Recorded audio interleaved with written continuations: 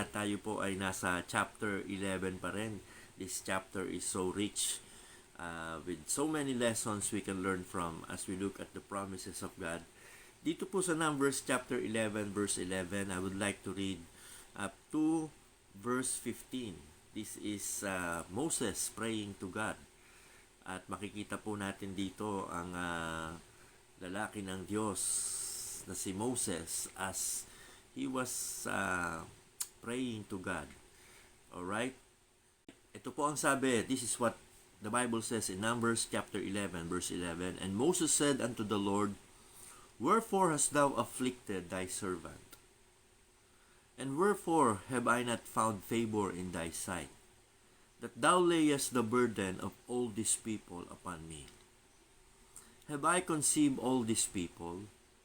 Have I begotten them that thou shouldest say unto me, Carry them in thy bosom, as a nursing father beareth the sucking child, unto the land which thou swarest unto their fathers? When should I have flesh to give unto all these people? For they weep unto me, saying, Give us flesh that we may eat. I am not able to bear all these people alone, because it is too heavy for me. And if thou deal thus with me, kill me, I pray thee, out of hand, if I have found favor in thy sight, and let me not see my wretchedness. Alright, this morning we will continue what we have began yesterday concerning the hand of the Lord. At nakita po natin yesterday morning, sabi ng Panginoon kay Moses, is the hand of the Lord wax short. At dito po makikita natin, mga minamahal, na of course, God's hand is not shortened. Hindi po kapos, hindi po kulang, at hindi po kailanman ang resources ng Diyos ay hindi makakasapat sa pangailangan ng mga taong nagtitiwala sa Kanya. God is rich and His blessing is abounding. Kaya lamang po, there are times, kagaya ng ating pag-usapan kahapon ng umaga, that we have to be tested, we have to be proven by God. Like the children of Israel, they were going through in their wilderness journey through a lot of difficulties and adversity.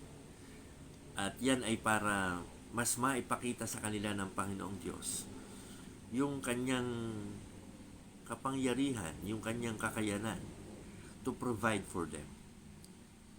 But the people complain about their condition. That's what we have seen yesterday. And this morning, we will continue with this lesson. Nakita natin that hindi lamang ang children of Israel complain about their condition, but they also chide without satisfaction. Here makikita po natin sa prayer ni Moses how they chide without satisfaction. There are few things in life more repulsive than this attitude of ungratefulness. Whether it's a spoiled child screaming for more, or an individual who is unappreciative of their leaders, ungratefulness is ugly. Remember, God's provision of manna for the children of Israel was abundant and sufficient in the wilderness. This miraculous food appeared every morning, except on the Sabbath. But they always have enough supply to feed their entire nation. If the Lord had not graciously produced the manna, countless people would have starved and died. Oddly enough, hindi natin nabasa na may isa man sa kanila who have spoken their gratefulness. We don't read of a grateful sentiment boldly spoken by any of the Israelites because of the manna. And yet, they were so bold enough to chide with Moses without satisfaction. We read of their longing again for Egypt, for slavery. They bemoaned that the fish they ate in Egypt cost nothing. They were revising their very history. Alam niyo, kapag ang mga tao ay walang satisfaction, and they will chide with their leaders, iba ang kwento sa katotohanan. Sabi nila, naalala nila yung kanilang mga kinakain sa Egypt. That fish had cost them everything. Pero sabi nila para bang ito ay libre lang at napakasarap ng kanilang kinakain. Kumakain nga sila ng isda and all the spices in Egypt, na punong-puno sila ng sama ng loob kasi inaalipin sila at pinapahirapan sila. Pero nung sila ay nasa wilderness, hindi na nila naiisip yung pag-alipin sa kanila at yung pagpapahirap sa kanila. Ang naiisip na lang nila, namimiss nila yung mga isda na kinakain nila. Ito pala mga children of Israel, mahilig pala to sa seafoods. Oo. Gusto pala nila ng isda. Kaya dito, mga minamahal, nagre-reklamo sila. Although God had provided everything they needed, almost labor-free, yet they still murmured and chid against Moses. This is ugly, ungodly attitude. Gratefulness should abound when we witness God's provision in our lives. Dapat po, mga minamahal, nag-uumapaw ang pasasalamat natin sa Diyos araw-araw dahil sa kanyang kabutihan na tayo ay buhay, tayo ay may kinakain, tayo ay may damit na sinusuot, tayo ay mayroong proteksyon sa ating tahanan. Dapat yan ipinagpapasalamat natin sa Panginoon. But these people, they always chide without satisfaction. So next time you feel compelled to murmur against God's servants about something, like your job, family, or anything in between, look at it in the light of God's goodness and grace. Pakiusap po bago po kayo magrereklamo at bago po kayo magpapakita ng inyong dissatisfaction sa inyong trabaho, sa inyong pamilya, sa inyong buhay, at sa inyong mga pinagdaraanan.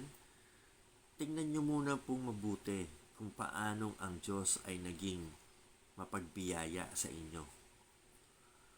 Don't chide against how God has been treating you. Don't chide against God's servant na wala namang ginagawa kung hindi ang kayo ay mailapit sa Diyos. Bakit po tayo hindi dapat na kinakikitaan na sa ating bibig ay namumutawi ang dissatisfaction? Unang-una po, it displeased the sovereignty. Sabi po rito sa Numbers chapter 11 verse 1, at sana tatandaan nyo ang talatang ito. Sabi po doon, when the people complain, it displeased the Lord.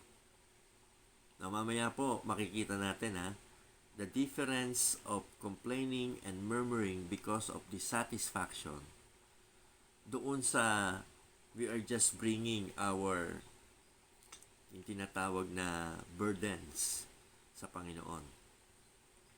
But it displeased the sovereignty, the God who is always looking for their welfare, the God who is always taking care of their needs. Nung sila po'y nagreklamo at nagbulalas ng kanilang kawalang kasiyahan sa mga pangyayari, it displeased the sovereignty. Pangalawa po, bakit hindi tayo dapat nagiging dissatisfied sa ating buhay? Is because it will delay our journey.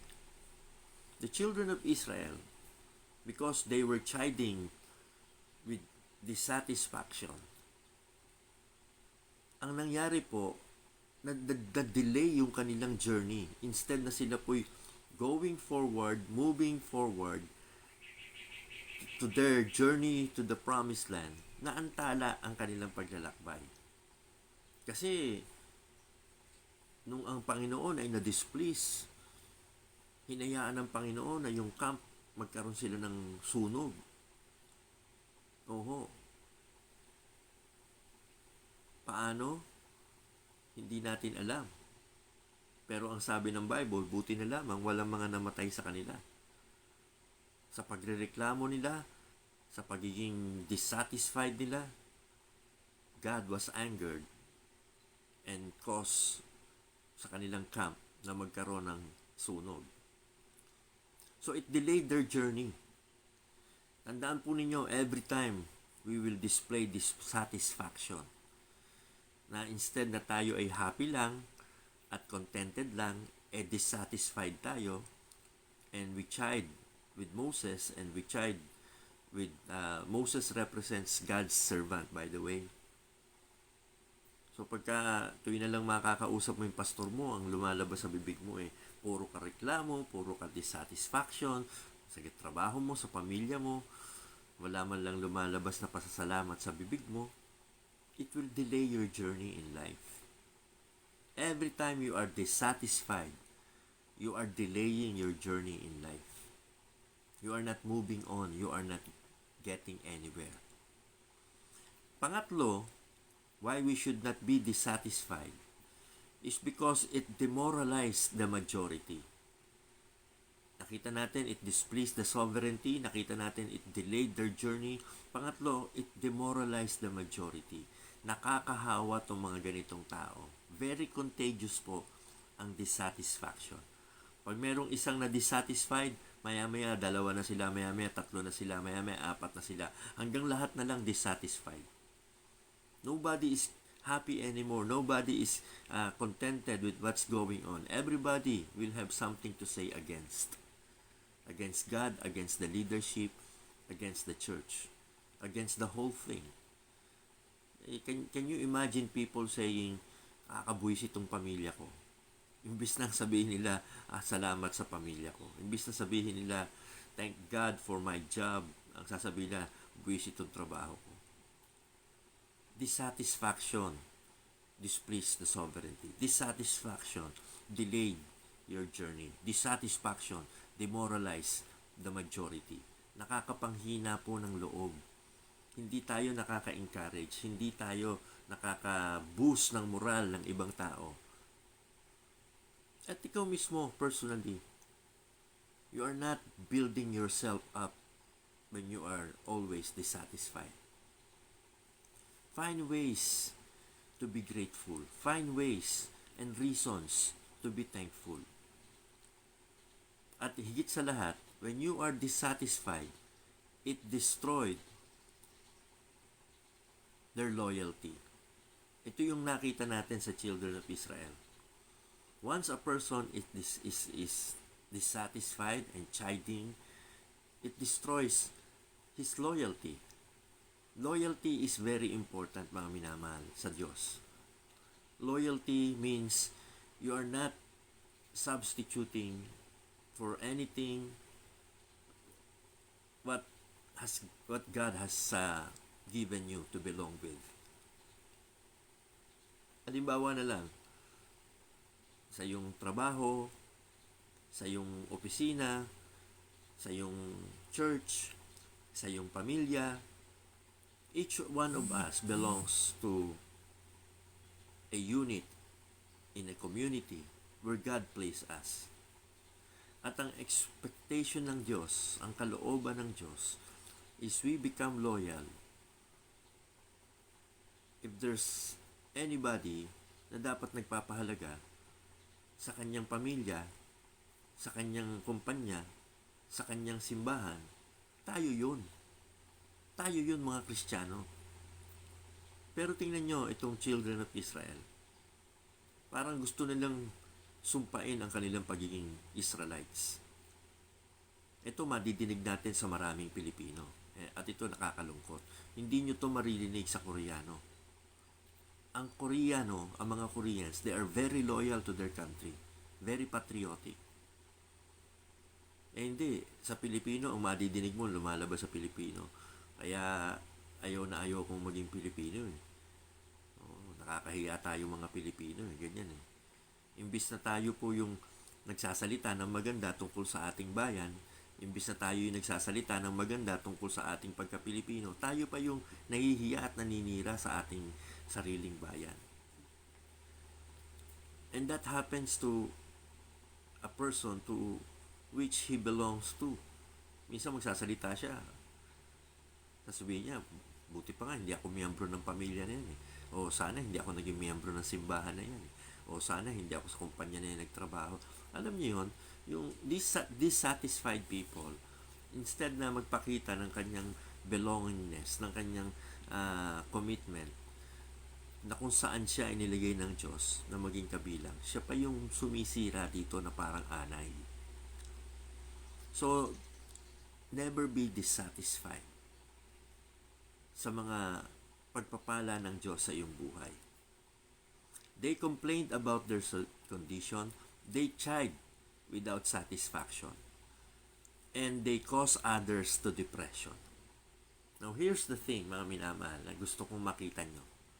Malaking problema yung mga taong mapagreklamo at hindi magkaroon ng kasiyahan sa buhay because they are causing others to depression. Na-depressed na ba kayo? Have you been depressed? You know why you are depressed? Because you are surrounded by people who are dissatisfied in life and who are always complaining. Kaya mga minamahal, kung meron lang kayong choice, don't surround yourself with this kind of people. Umiwas po kayo sa mga ganitong tao.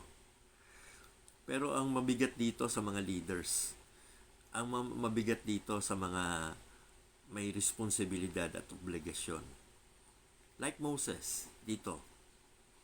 Si Moses, nakita natin, talagang yung prayer niya sa Panginoon, iisipin mo parang ayaw niya na mabuhay eh. Diba sabi niya, patayin mo lang ako, Panginoon. Oh, Pastor, di ba si Moses din? Nagre-reklamo? Di ba si Moses din? Dissatisfied? Sa kanyang prayer, nakita natin, he seems like he was unloading his burden to God. Hindi po. Yung prayer ni Moses ay hindi nagpapakita ng dissatisfaction. Ang makikita po natin sa prayer ni Moses ay depression. And this is the best antidote sa depression. When you are depressed because of people, when you are depressed because of murmuring, complaining, chiding people, na kinakalinga mo na nga, pinapasan mo na nga, halos bit-bit mo na siya sa balikat mo buong buhay niya. Tapos hindi pa marunong magpasalamat, hindi pa marunong maka-appreciate. Ikaw pa ang masama. Nakaka-depress yan. So what are you going to do with that? Get rid of those people? No. Kasi in the first place, kaya nagkaroon tayo ng ganitong problema is because Moses cared a lot about these children of Israel. You remember, di ba, sabi ng Panginoon, papatayin ko na yan, pupuksain ko na yung mga tao na yan at magre-raise na lang ako ng panibagong bayan sa iyo, sa lahi mo. But Moses prayed for them and interceded for them. At sabi ni Moses, Panginoon, pag pinaslang mo itong mga tao na to at hindi mo sila dinala sa promised land, paano na yung pangako mo? Nangako ka na dadali mo sila sa promised land kay Abraham, kay Isaac at kay Jacob. Moses was actually concerned about the glory of God. Kaya iba po yung panalangin ni Moses sa pagrereklamo ng mga tao. Although doon sa panalangin ni Moses, parang makikita mo na meron siyang mga sama ng loob at himutok na sinasabi sa Diyos. But that is all right. Because he was not for the sake of himself, kaya siya nagsasalita ng ganito. Kaya siya nagdarasal ng ganon ay dahil gusto niyang ang bayan ng Israel ay mapaayos. And many pastors are like this. And many fathers are like this. Many mothers are like this. Yung para sa inyong pamilya, yung para sa inyong iglesia, na i-release nyo sa Diyos yung inyong sama ng loob. That is okay. Sabi ko nga sa inyo, sa Panginoon, it's okay not to be okay. Whatever your burdens are, whatever your load that you are carrying on your shoulders, you can come to God and pour out your heart to God. Kung depressed ka, sabihin mo sa Panginoon. Gusto mo nang mamatay? Dahil hirap ka na, pagod ka na, sabihin mo sa Panginoon. Huwag yung basta magpapakamatay ka. Wag. Kasi, ang problema ng mga depressed people, suicidal. Parang, mabuti pa yata, mamatay na lang ako. And then, they will do something crazy. At sila, yung iba magbibigti, yung iba magsasaksak, yung iba magbabaril, yung iba tatalon sa, bangin. Wag ganon. When you are depressed, come to the Lord in prayer. Tell Him all about it. Sige, sabihin mo sa Panginoon, ano ang iyong burdens? Ano ang iyong gustong i-unload sa Diyos? Anong reklamo mo tungkol sa pamilya mo? Ano ang reklamo mo tungkol sa trabaho mo? Ano ang reklamo mo tungkol sa simbahan mo? Ano ang reklamo mo sa buhay mo? Huwag mong sabihin kung kani-kanino. Sa Panginoon mo sabihin. That's what Moses did dito sa binasa natin kanina. Sa Numbers chapter 11, verse 11 to 15. Sabi niya, nakakatawa nga yung prayer niya sa Panginoon. Sabi niya, ako ba nanganak sa mga taong ito? Ipinagdalang tao ko ba sila? Ako ba ang kanilang magulang? Bakit kailangan ko silang kalingain na parang ako ay nagpapalaki ng bata? Pero ano ba ang concern niya talaga? Bakit ganito? Kasi sabi niya, saan ako kukuha ng ipapakain sa mga taong ito na ang gusto nila karne? Sawa na sila sa mana. Gusto na nila karne. Umiiyak sila sa akin. Bigyan mo kami ng makakain karne. Gusto na namin ng karne. Sabi ni Moses, hindi ko na kaya. I am not able to bear all these people alone. So pag hindi mo na kaya, di ba? Sa dami ng reklamo, sa dami ng kasi tayo ganito eh. Pag nagmamalasakit tayo at kapag ginagawa natin ang lahat para sa ibang tao, ina-expect natin ma-appreciate tayo. Pero sorry tayo kasi maraming tao unappreciative. Maraming tao hindi nakikita yung ginagawa natin. Ang nakikita lang nila yung hindi natin nagagawa. Sa halip na magpasalamat sila kay Moses, may mana, nagrereklamo sila kay Moses, walang isda. So ang sabi ni Moses, anong gagawin ko sa mga taong ito, Panginoon? Mabuti pa, patayin mo na lang ako kasi hirap na ako sa mga taong ito. And sometimes you may feel that way, pastors, sa iyong simbahan. And sometimes you may feel that way, mothers, sa iyong pamilya. And sometimes you may feel that way, fathers, sa iyong mga anak. Hirap ka na. Hindi mo na alam kung anong gagawin mo. But don't be depressed. Don't let depression gets the best of you. Unload your burden to God. Tell Him all about it. Sabi po ng Bible, cast thy burden unto the Lord, and He will sustain you. So, hindi nakapagtataka that Moses, although siya ay merong extremely rich prayer life, na makikita natin siyang nananalangin ng ganito, na parang ang makikita natin sa kanyang prayer is weakness. But that is alright. Kaya nga po tayo binigyan ng Panginoon ng access sa prayer. Burdens has to be brought sa paanan ng Panginoon. Hindi natin yan dapat pinapasan sa ating balikat. So while the people were complaining about their condition and while they are chiding with dissatisfaction. Nakita po natin, Moses brought his depression to God.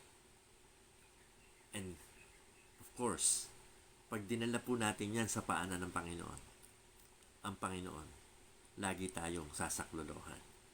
Sabi nga po sa Psalms 46, God is a very present help. Sa Psalms 46 verse 1. It is better to trust in the Lord, sabi sa Psalms 118, than to put confidence in man. When you are discouraged, when you don't know what to do anymore, it is too much to bear on your shoulders. Yung puso mo, yung dibdib mo parang puputok na. Huwag mong sarilinin ang problema. Dalhin mo sa Diyos, lumapit ka sa Kanya, at sa iyong depression, you will find that God's comfort will give you a stronger disposition in life. Yan po ang ating kailangan. And that's what Moses found. Hindi lamang po siya nabigyan ng stronger disposition, nabigyan pa siya ng direction ng Panginoon, at nabigyan po siya ng Panginoon ng determination to keep on.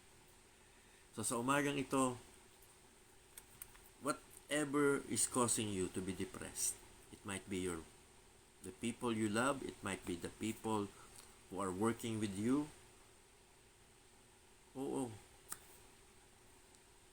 Dalhin mo lang yan sa Panginoon. And God will sustain you. This is Pastor Jess Marasigan. Thank you for listening. At sana po, huwag tayong papatalo sa depression sa buhay. Huwag tayong papaapekto masyado sa mga dissatisfied na mga kasama natin sa paligid natin. When people are dissatisfied and it's causing you depression, you know where to go. You know where to find peace. You know where to find comfort. You know where to find strength. Only at the throne of God. Kaya nga sabi po, let us come boldly unto the throne of grace, that we may obtain mercy and find grace to help in time of need. Yun lang po ang pagkakaiba kay Moses. Kasi si Moses, hindi siya lumapit sa Diyos para sabihin niyang, Panginoon, patayin mo na lang itong mga tao na to. Buisit eh. Hindi. Sabi niya, Panginoon, anong gagawin ko sa mga taong ito? Gusto ko silang tulungan, pero hindi ko sila matulungan eh. And that's what Hebrews chapter 4 verse 16 is all about. We are not being invited to the throne of grace so we may find grace and help for our own sake, but that we may find grace to help others in time of need. Yun ang bigat ng loob ni Moses. Gusto niyang tulungan yung mga tao, pero wala siyang magawa. And we have to face the fact na hindi tayo sapat. Hindi natin kayang maging isang padre di pamilya, hindi natin kayang maging isang mabuting ina, hindi natin kayang maging isang great provider by our own selves. Hindi natin kaya, mga pastors, magpastor without the help of God. And so, if we really wanted our people na mapangalagaan sila at maprovide sila at matulungan sila, then we have to employ the omnipotent God on our side. We have to ask His favor. We have to ask His help. And we will always find grace to help in time of need. God bless. At tayo po ay manalangin sa Panginoon.